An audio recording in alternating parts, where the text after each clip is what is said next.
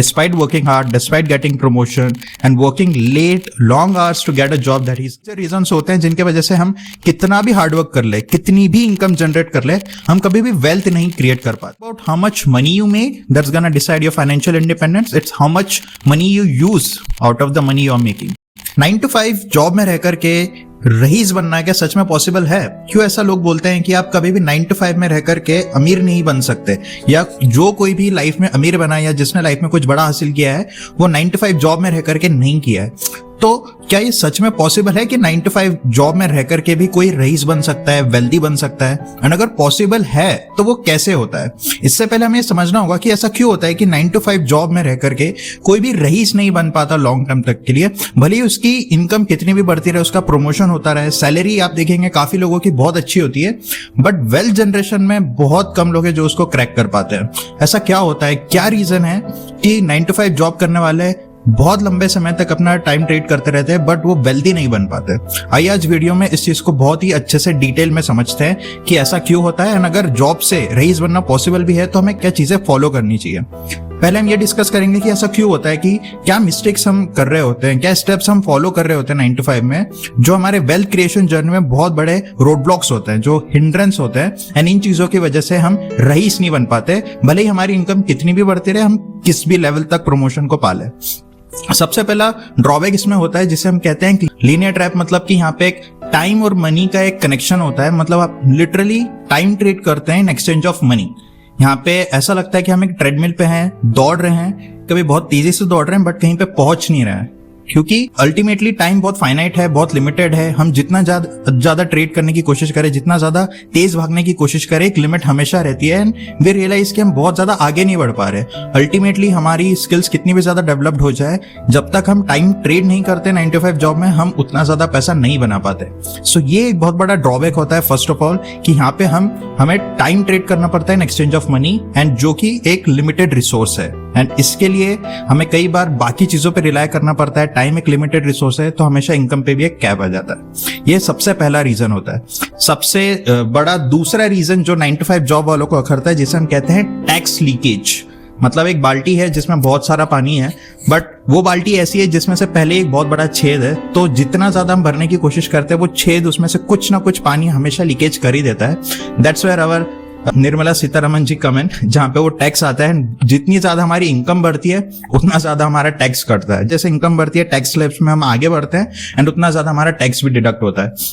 ना ऑब्वियसली वहां पे बहुत सारे तरीके हैं टैक्स बचाने के, कुछ कम करने के, बट अल्टीमेटली इससे बचना पॉसिबल नहीं है अगर आप एक जॉब कर रहे हैं. जितनी ज्यादा आपकी इनकम होगी, एक ना एक केस के अंदर आपको बहुत ज्यादा टैक्स देना ही होगा. उसका दूसरा ड्रॉबैक ये होता है कि इतना ज्यादा टैक्स देने के बावजूद हम गवर्नमेंट की बहुत सारी ऐसी फैसिलिटीज है जो हम कभी यूज नहीं करते.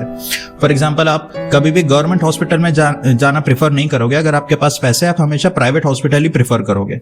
वो चीज हम यूज नहीं करते. हम कोई भी माँ बाप जो अच्छे हैं, वेल्दी हैं, या थोड़ा ठीक ठाक कमाते हैं, कोई भी अपने बच्चे को सरकारी स्कूल में नहीं भेजना चाहता. हर कोई चाहता है कि वो प्राइवेट स्कूल में जाए, क्योंकि हम सबको पता है कि सरकारी स्कूल की क्या हालत है. तो हम पैसा तो पे करते हैं सरकार को, बट उसकी जो सर्विसेज है वो उतना यूज नहीं कर पाते. तो एक तरह से हम चैरिटी कर रहे होते हैं, हमें ऐसा लगता है. माना कि बहुत सारी दूसरी चीजें जो हम लेते हैं, बट उसके लिए जो हम प्राइस पे करते हैं गवर्नमेंट को, वो काफी ज्यादा है एज कम्पेयर टू कि हम जितनी उनकी सर्विसेज लेते हैं. तो ये एक दूसरा ड्रॉबैक है जहाँ पे हमारा टैक्स बहुत ज्यादा जाता है. इसके एवज में हमें वो सर्विसेज नहीं मिलती.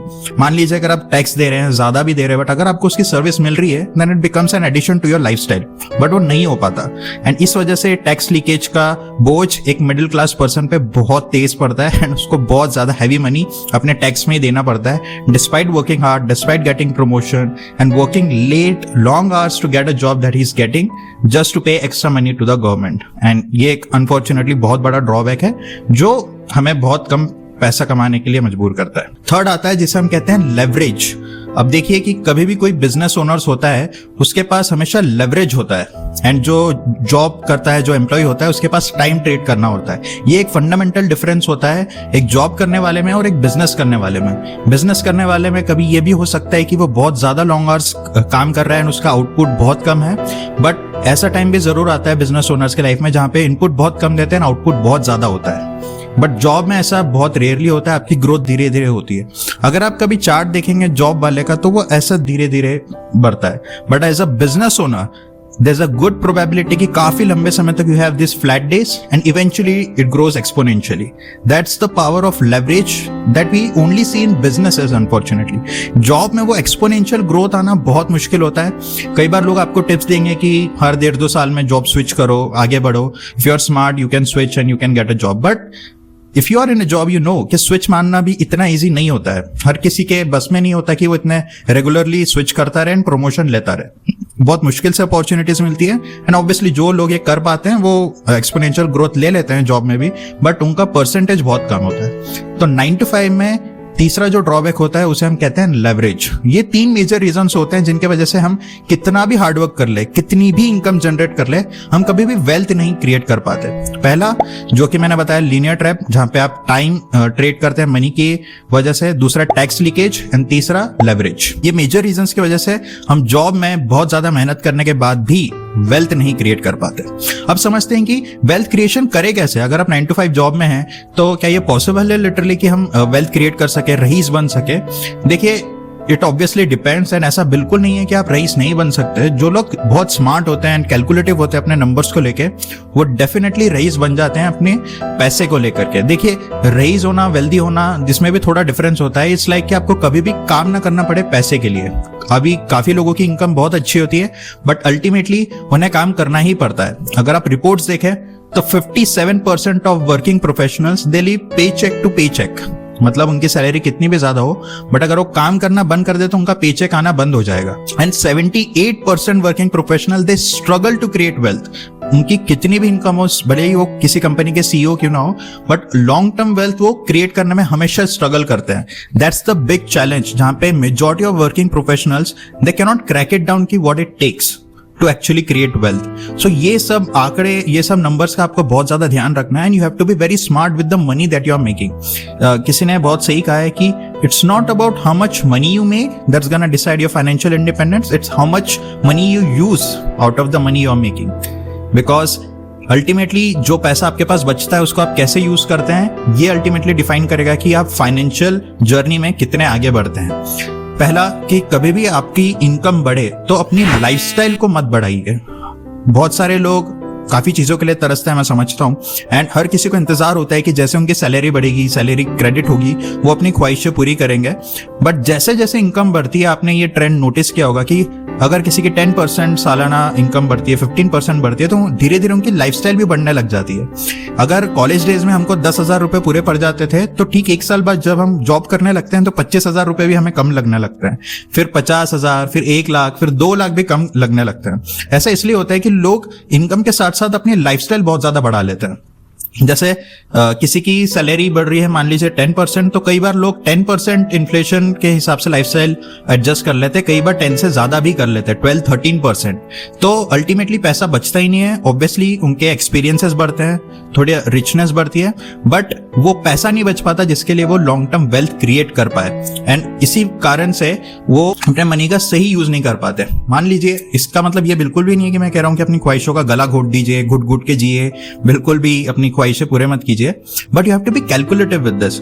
मान लीजिए अगर आपका साल में 10% ग्रोथ हो रही है तो पूरा का पूरा 10% लाइफस्टाइल एक्सपेंसेस में मत यूज कीजिए, थोड़ा बजटिंग बनाइए। 5% को आप लाइफस्टाइल अपग्रेडेशन, लाइफस्टाइल इन्फ्लेशन के लिए रखिए, एंड जो रिमेनिंग 5% है उसको बहुत स्मार्टली इन्वेस्ट करिए। बिकॉज अल्टीमेटली ये 5% जो छोटा नंबर है ना, कंपाउंडिंग होकर ये इतना बड़ा नंबर हो जाता है, आगे चल के करोड़ों में हो जाता है। तो आप सोच सकते हैं कि जो बंदा भले ही आपसे कम पैसा कमा रहा हो, भले ही आपकी इनकम कम हो, but if you are smart with your numbers you can still create long term wealth for yourself.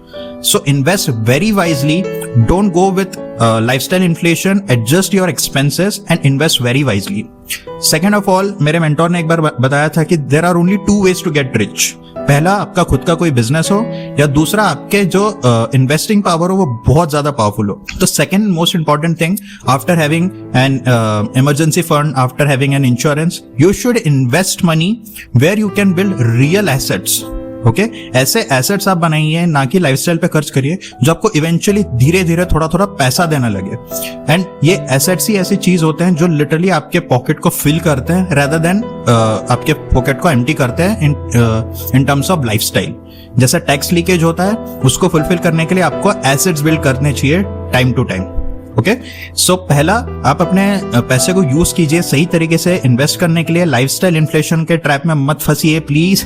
Invest your money very wisely and जितने जल्दी आप एसेट बनाना स्टार्ट कर देंगे, भले ही आपकी लाइफस्टाइल धीरे धीरे इंक्रीज कीजिए, but once you cross 30 years 40 years of time you will have immeasurable amount of money. आप कंपाउंडिंग करके देखिए, आपकी जो भी सैलरी है, इवन 5,000 रुपीज अ मंथ का जो डिफरेंस होता है आने वाले सालों में, वो कितना बड़ा होता है। एंड आई वाज शॉक्ड कि अगर 30-40 years में भी हम ये मेंटेन करें, इट इज इन करोड्स। आप सोचिए आपके फादर ने 30 साल पहले ये अमाउंट का ध्यान रखा होता, जो शायद बहुत छोटी चीज है, ना आज वो आपको देते 1 करोड़ रुपए, 2 करोड़ रुपए, 5 करोड़ रुपए, तो कितना वैल्यूबल होता आपके लिए। माना कि आने वाले समय में वो शायद उसकी एग्जैक्ट उतनी वैल्यू ना हो, बट वो मनी फिर भी बहुत ज्यादा वैल्यूबल होगा ना। आपको लगेगा कि आप दूसरों से स्मार्ट डिसीजन आपने लिया, तो आपके पास इतना ज्यादा पैसा है। And third way is that कि कभी भी अपनी, बोलते हैं ना, जैसे वॉरेन बफेट बोलते हैं कि never put all your eggs in one basket. कभी भी एक इनकम सोर्स पे रिलाय मत कीजिए। डिस्पाइट कि आपकी कितनी भी सैलरी हो, कितना भी अच्छी पोजीशन हो, कभी भी आपकी जॉब जा सकती है। हमेशा तलवार आपके सर पे लटक रही है, तो हमेशा कोशिश करिए कि टाइम निकाल के आप एक ऐसी स्किल बिल्ड करें जो आपको धीरे एक्स्ट्रा पैसिव इनकम ला करके दे सके। ऑल्दो पैसिव कहना ठीक नहीं होगा, थोड़ा आपका टाइम वहां लगे, कुछ भी लगे, बट कभी भी एक इनकम सोर्स पे रिलाय मत करिए। कोशिश करिए कि आप दूसरी स्किल्स बिल्डअप करें, एआई आपको रिप्लेस ना कर सके। आपकी पर्सनैलिटी हो, कम्युनिकेशन हो, अथॉरिटी हो, स्किल्स ऐसी हो जो इररिप्लेसेबल हो, एंड वो एडिशनल इनपुट करे आपके इनकम के लिए।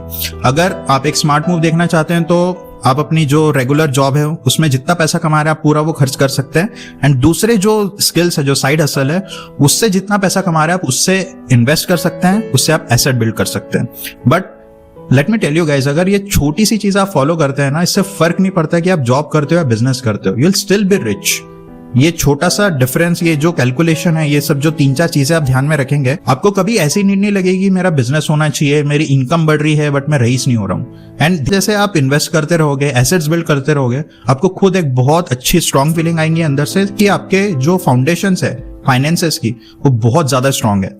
एंड इवेंचुअली आपको कॉन्फिडेंस रहेगा कि आप अपने फैमिली को एंड खुद को बहुत अच्छी लाइफस्टाइल दे सकते हो, उनका ध्यान रख सकते हो। तो ये मत सोचिए कि 9 to 5 में रह करके आप कभी रईस नहीं बन सकते। It's all about how smart you are with your numbers and how smartly you invest your money that you are making.